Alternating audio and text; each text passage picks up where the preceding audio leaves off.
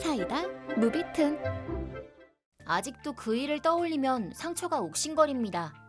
야근이 당연한 직장에서 일어난 사건. 저는 그 회사의 정직원은 아니지만 회사가 바쁠 때마다 사장님의 부탁을 받아 프로젝트를 돕고 다녔습니다. 과장님도 회사가 설립되기 전부터 일을 하고 계셔서 사적으로는 접점이 없지만 가벼운 농담을 주고받으며 일하는 관계였습니다. 좀처럼 여자 만나기가 쉽지 않은 직장이라며 매번 한숨을 내뱉으셨지만 어느 날부턴가 콧노래를 부르며 다니기 시작했습니다. 그래서 요새 뭐 좋은 일이라도 있으세요? 라고 물어봤는데 아니, 별일 없는데? 라고 바로 부정하셨습니다. 하지만 과장님한테서 느껴지는 분위기가 달라져서 주변 사람들도 어렴풋이 눈치채고 있는 모양이었고 저랑 사장님도 다행이네요. 이걸로 업무량을 조금은 줄이시지 않겠어요? 라며 일을 하도 많이 해서 쓰러진 적도 있는 과장님에게 여자친구가 생긴 사실을 기뻐했습니다. 그리고 마침 그때쯤 새로운 프로젝트가 시작되어 저와 과장님이 팀을 맺게 되었습니다.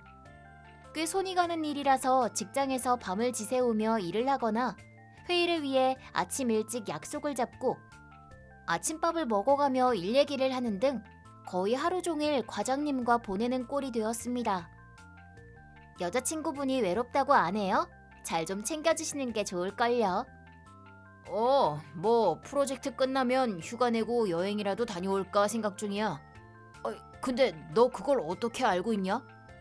여기서 모르는 사람 없을걸요? 그보다 문자는 잘 주고받고 하세요? 여자는 갑자기 연락이 잘 안 되면 불안해지거든요. 뭐야, 다들 알고 있었구나. 알겠어. 문자는 그럼 틈날 때마다 답장을 해줘야겠구만. 라고 말씀하셨지만 어느 날 직장에서 과장님 자리에서 컴퓨터 화면을 뒤에서 같이 보면서 얘기를 하고 있는데 갑자기 퍽 하는 둔탁한 소리가 들리면서 저는 그대로 쓰러지고 말았습니다. 어라, 무슨 일이지? 오른쪽 눈 시야가 이상한 것 같은데. 그리고 잠깐 기절했지만 곧바로 눈을 떴습니다. 무슨 일이 일어난 건지 몰랐지만 우선 일어나려고 해봤더니 조금 떨어진 곳에서 이 도둑년이?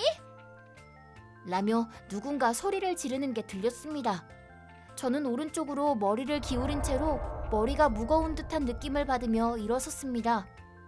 창백해진 얼굴로 저를 바라보고 있는 과장님과 사장님, 헝클어진 머리로 저를 노려보는 여자가 시야에 들어왔고 수진씨, 움직이지 말고 그대로 있어. 바로 구급차 부를 테니까. 과장님이 떨리는 목소리로 말했습니다. 네? 왜 그러세요? 왜냐니? 너 그 눈 아래... 농담처럼 들릴 수도 있겠지만 그때 제 오른쪽 눈 옆에는 작은 칼이 꽂혀 있었습니다. 딱 눈 옆 조금 아래 정도에 있는 광대뼈에 꽂혀 있었고 주변 사람들도 깜짝 놀라 시간이 멈춘 것 마냥 얼어붙어 있었습니다. 그 여자는 과장님을 향해 야, 인연이지? 딱 말해. 라며 소리 질렀지만 과장님의 시선은 프랑켄슈타인이 된 제 얼굴에 고정되어 있었습니다. 저는 오른쪽 눈에 경련이 오면서 머리가 어지러워 얼굴에 손을 댔는데 뭔가 꽂혀 있길래 이게 뭐지? 하면서 눈앞의 싸움을 지켜봤습니다. 일 때문에 바쁘다면서 전현이랑 바람 피우고 있었어? 용서 못해. 나를 배신해? 과장님은 있는 힘껏 여자를 밀쳤고 여자는 그대로 엉덩방아를 찧었습니다. 뭐 하는 짓이야? 너 뭔 착각을 하는 거냐고? 이쯤 되면 눈치채셨겠지만 그 여자는 과장님에게 새로 생긴 여자친구였습니다. 너무해. 바람 피워놓고 밀치기까지 하다니. 또다시 과장님에게 소리를 지르는 여자. 그제서야 제가 과장님과 바람났다고 착각한 그 여자에게 뭔가 당한 거였다는 걸 깨달았습니다. 옥신각신 다투고 있는 과장님과 그 여자 옆에 서 있던 사장님이 갑자기 제 팔을 잡더니 회사 현관으로 달리기 시작했고 저도 어지러운 상태로 끌려갔습니다. 그 후 회사 건물 밖으로 나오자마자 사장님은 구급차를 부르려고 하셨지만 손가락이 떨려 번호를 잘못 누르고 계셔서 구급차 112 맞죠? 제 핸드폰으로 꺼내 직접 구급차를 부르려고 했는데 시야가 흐릿해 보이지 않았고 아무래도 뇌 안에서 뭔가 나와 감각 마비가 온 듯 했습니다. 112가 아니지.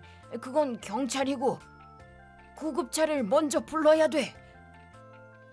그 후 사장님이 떨리는 손으로 겨우 구급차를 불러 병원으로 실려가 칼을 뽑고 상처를 꿰매게 되었습니다.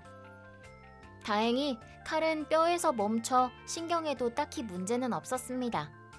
다만 찔렸을 때의 충격 때문에 가벼운 뇌진탕이 있었고 눈 옆에 흉터가 남을 거긴 하지만 운 좋게 실명은 피해갔다고 의사 선생님이 말씀하시는 것을 듣고 긴장이 풀려 엉엉 울고 말았습니다. 저는 하루 입원한 뒤 퇴원했지만 곧바로 열이 나와 다시 입원했습니다. 그 후에 겨우 회복하고 얼굴에 큰 반창고를 붙이고 회사를 다녀 창피해 죽는 줄 알았습니다. 사장님은 입원 중에도 이것저것 챙겨주셔서 굉장히 감사했습니다. 참고로 과장님 애인은 저희 회사에서 알바로 가끔 일을 도와주는 백수애, 나이는 과장님과 같은 36세입니다.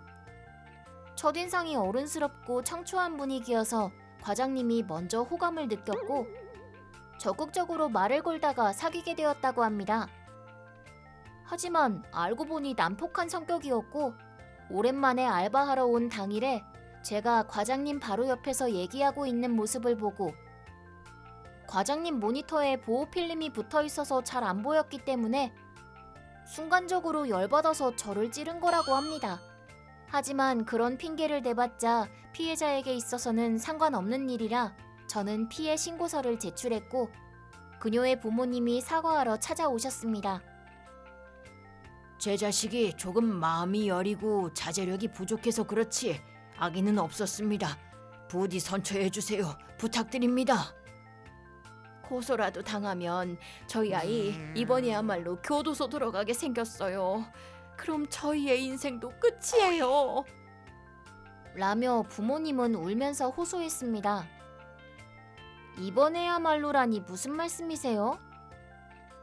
실은 얘기를 들어보니 그 여자는 이미 과거에도 상해를 여러 번 입혀왔다고 합니다.